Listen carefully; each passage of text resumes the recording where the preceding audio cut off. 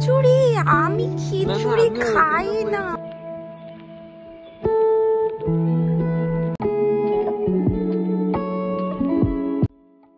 Hello everyone, welcome to my channel. এই কয়েকদিন ধরে দেখছিলাম না পুরো মেঘলা আকাশ, আজ হয়েছে সারা দিন রাত বৃষ্টি। তো আজকে বৃষ্টি হচ্ছে যখন মনটা একটু খিচুড়ি খেতে ইচ্ছা হলো, তাই আমার জেঠির থেকে এই রেসিপিটা শিখেছিলাম। নর্মাল ডেলি যে আমরা ভাত খাই ওই চাল দিয়েই একটু পেঁয়াজ রসুন দিয়ে খিচুড়ি, তবে থেকে এই খিচুড়ি হয়ে গেছে আমার ভারী প্রিয়। তাই আজকে রাতে একটু খিচুড়ি, ওই সবজিতে একটু গাজর দিয়ে দিয়েছিলাম, আর প্রোটিনে ছিল চিকেন আর কিছু ব্রকলি আর একটু কিছু লোটাস রুট নিয়ে এসেছি। তো সেটা এয়ার ফ্রায়ারে একটু ঘুরিয়ে নিলে খেতে কিন্তু দারুণ লাগছে।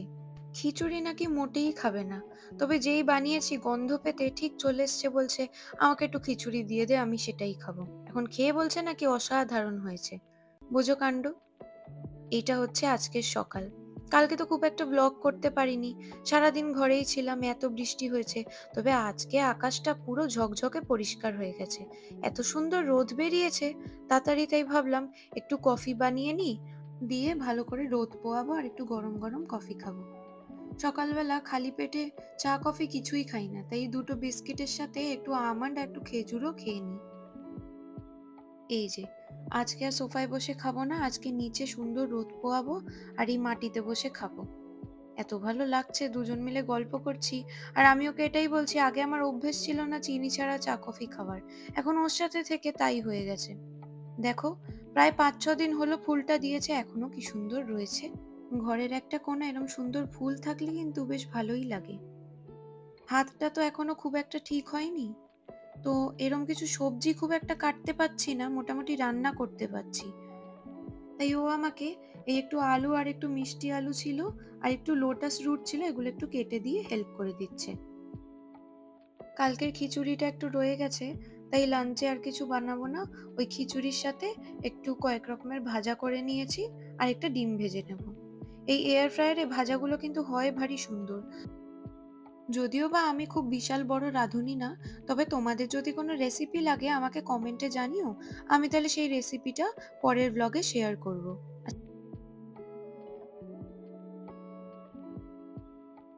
ও চলে গেল অফিস, এবার কিছুক্ষণ আমি নিজের মি টাইম খুব ভালোভাবে এনজয় করব। তো এখন আমি একটু বাইরে এসেছি বারান্দায়। কালকে আসলে সারাদিন বৃষ্টি হয়েছে, তো আজকে খুব ভালো লাগছে একটু রোদের মধ্যে। তো এখন তো অনিরুদ্ধ অফিস গেল, এখন আমি একটু নিজের মি টাইম নেব আর একটু ব্লগ টক দেখবো, আর তার সাথে আমার নিজস্ব কিছু কাজও আছে, ওগুলোও কমপ্লিট করব। তো আজকে এটা ডিসাইড হয়েছে যে অনিরুদ্ধ অফিস থেকে কফির ওখানে চলে যাবে, আমিও এখান থেকে কফির ওখানে চলে যাব। কারণ আমরা সপ্তাহে 1 দিন বা 2 দিন বাইরে কফি খেতে যাই, কারণ এই টাইমটা আমরা সবসময় মেক শিওর করি যে সপ্তাহে 1 দিন বা 2 দিন একদম ভালোভাবে বাইরে কফি টফি খাওয়া হোক, একটু গল্প হোক। তো এটা আমাদের একটা পার্সোনাল টাইম, যেটা আমরা খুব ভালোবাসি স্পেন্ড করতে। দেখো, কয়েকদিন ধরে দেখছি এখানে গাছে না নতুন পাতা আসছে, এত ভালো লাগছে দেখতে। এই নতুন একটা স্ন্যাক আবিষ্কার করেছি, এই স্ট্রবেরির মধ্যে একটু হুইপড ক্রিম দিয়ে খেলে না প্রচন্ড ভালো লাগে। তোমরা আমাকে কমেন্টে জানিও তোমরা আর কি কি টপিকে চাইছো ইনফরমেশন এই আমেরিকা বা ক্যালিফোর্নিয়ার ব্যাপারে। আমি তাহলে আমার নেক্সট ব্লগে তোমাদের সাথে সেই ইনফরমেশনটা শেয়ার করব। তো আমি রেডি হয়ে গেছি, আর আমি না যাওয়ার আগে একটু আইব্রোটা করে নিয়েছি, তোমরা যদি দেখতে পারো।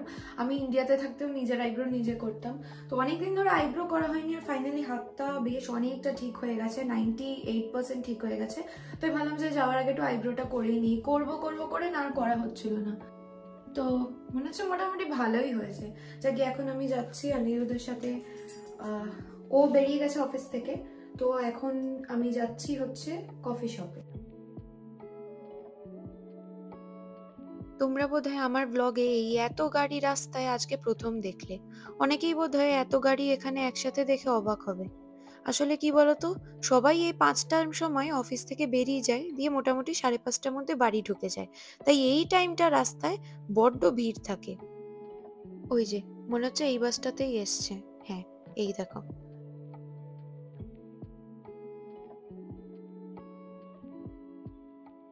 এই যে দুজনে দুটো কফি নিয়ে নিলাম, এবার মন ভরে গল্প করব আর হাঁটবো।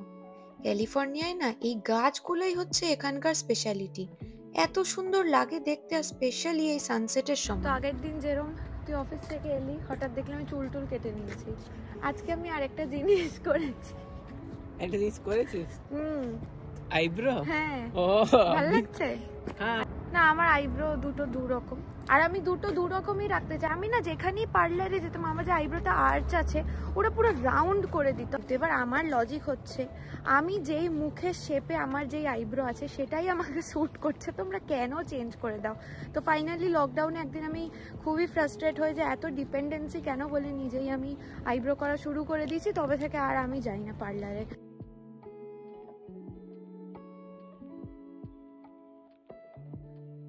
তোর বউ তোর চুল কেটে দিচ্ছে, নিজের চুল কেটে নিচ্ছে, নিজের আইব্রো করে করে নিচ্ছে।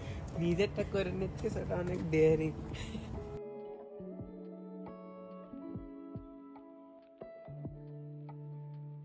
কি বলছিস? কালকের খিচুড়িটা আছে রাতে?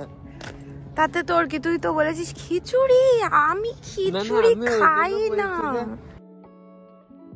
বেশ কিছুক্ষণ পর দুজনে একটু খিদে খিদে পাচ্ছে, তো একটু স্ন্যাক্সের সাথে এই ক্যামোমাইল টি নিয়েছি।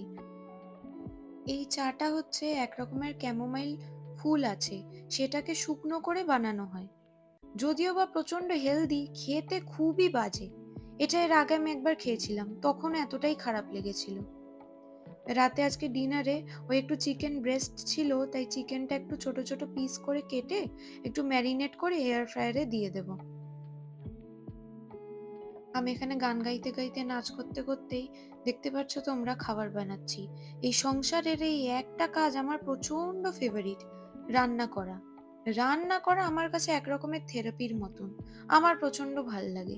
যদিও বা আমি বড় কোনো রাঁধুনি না, খুব একটা রেসিপি ফলো করি না, নিজের ইচ্ছা মতন যা হুড়ুং ফাড়ুং দেই, তবে হয়ে যায় মোটামুটি টেস্টি। এখানে আজকে আমি একটু পেঁয়াজ রসুন দিয়ে আর একটু টমেটো দিয়ে ডাল বানাচ্ছি।